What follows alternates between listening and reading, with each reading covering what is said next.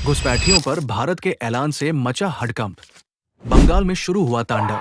ममता के लाखों अवैध वोटरों की धर पकड़ हुई शुरू। बॉर्डर पार बांग्लादेश के नेताओं की उड़ी नींद।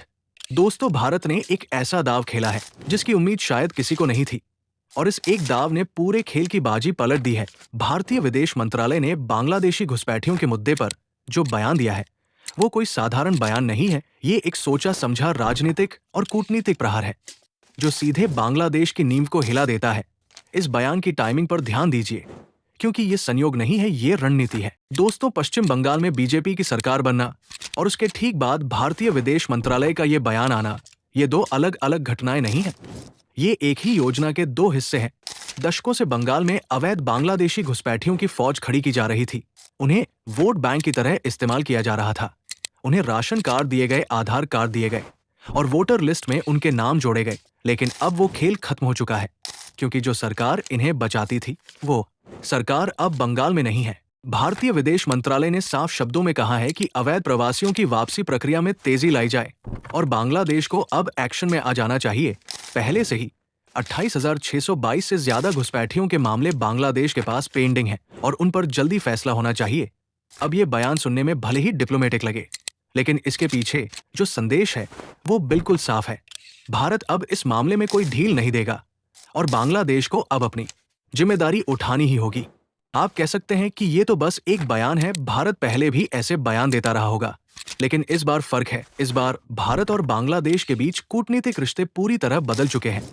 ढाका में जो सरकार बैठी है वो भारत की दोस्त नहीं है, वो पाकिस्तान और चीन की तरफ झुकती नजर आती है। ऐसे में भारत का ये बयान सिर्फ एक निवेदन नहीं है, ये एक दबाव है, एक चेतावनी है और एक ऐलान है कि अगर बांग्लादेश नहीं सुनेगा तो भारत खुद अपने तरीके से इस समस्या का हल निकाल लेगा। अब उन घुसपैठियों की बात करते हैं जो बंगाल में बरसों से बसे हैं। इनमें से बहुत से लोगों को पता चल गया है कि आने वाले दिन बहुत कठिन होने वाले हैं।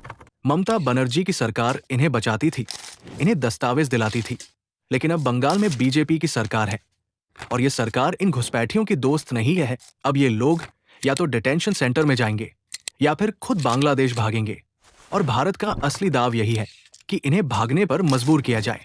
दोस्तों, इसीलिए बांग्लादेश के नेताओं की नींद उड़ी हुई है। बंगाल के एग्जिट पोल आने के बाद ही एक बांग्लादेशी नेता ने खुलेआम कहा था कि हमारे देश में एक बड़ा शरणार्थी संकट आने वाला है, क्योंकि भारत में बसे बांग्लादेशी अब खुद वापस लौटेंगे।